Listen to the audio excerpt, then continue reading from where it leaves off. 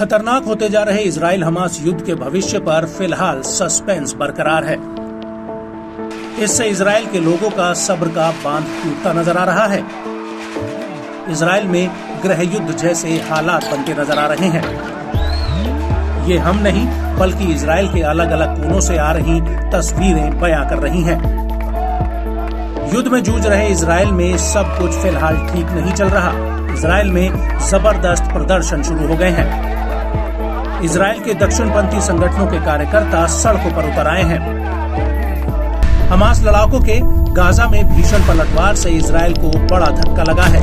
इससे इजरायली सैन्य बलों के मनोबल में भी काफी गिरावट देखी गई है। इस बीच युद्ध के लंबा खिंचने से गुस्साई जनता को अब विपक्षी पार्टियों का भी समर्थन मिल रहा है। इजराइल में नेतन्याहू सरकार भारी दबाव का सामना कर रही है। हमास के साथ युद्ध में फंसे इजराइल में भारी प्रदर्शनों से हालात बद से बदतर हो रहे हैं। इजराइल में हो रहे हालिया प्रदर्शनों का असर युद्ध पर भी साफ तौर पर झलक रहा है। दरअसल इजरायली सरकार के हालिया फैसलों से दक्षिणपंथी कार्यकर्ताओं का गुस्सा फूट पड़ा है, जिसमें बीते 29 जुलाई 2024 को एक सैन्य अड्डे में भयंकर तोड़फोड़ की गई। दरअसल एक फिलिस्तीनी बंदी के साथ बदसलूकी के शक में कई सैनिकों को पूछताछ के लिए गिरफ्तार किया गया था।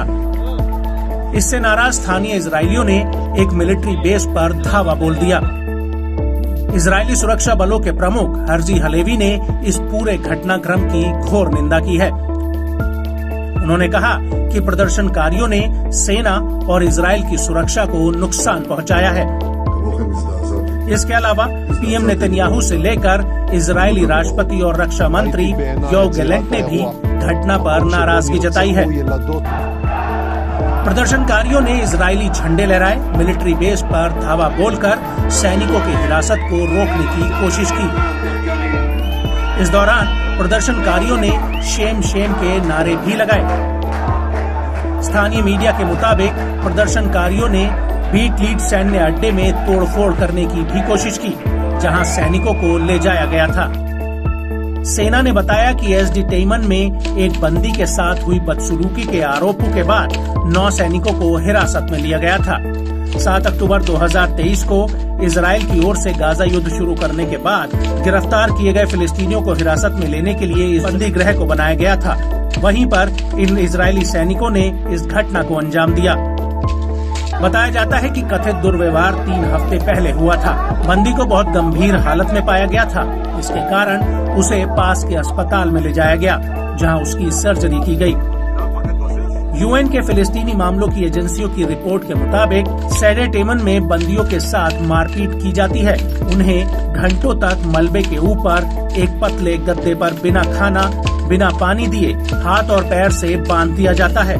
सैडे टेमन समेत इजरायली सैन्य ठिकानों पर करीब 27 बंदियों की मौत हुई है, जबकि कम से कम 4 अन्य की मौत इजराइल में बदसलूकी के चलते हुई है। इजराइल के विपक्षी नेता यायर लापिड ने कहा कि सोमवार को हुए दंगों से साफ है कि नेतन्याहू कमजोर हैं। उन्होंने अपनी सरकार पर नियंत्रण खो दिया है। उन्होंने उनसे तोड़फोड़ में शामिल मंत्रियों को बर्खास्त करने का आग्रह किया। उन्होंने चेतावनी दी कि इजराइल गिरावट की कगार पर नहीं है, बल्कि इजराइल पाताल में पहुंच गया है। आज सभी लाल रेखाएं पार हो गई हैं। ये कोई दंगा नहीं है, ये एक कमजोर प्रधानमंत्री के खिलाफ सशस्त्र मिलिशिया की ओर से तख्ता पलट का प्रयास है, जो अपनी सरकार को नियंत्रित करने में असमर्थ है। आईडीएफ ठिकानों पर हमला करने वाले सांसद ये संदेश दे रहे हैं कि उन्होंने लोकतंत्र को खत्म कर दिया है, उन्होंने कानून के शासन को खत्म कर दिया है।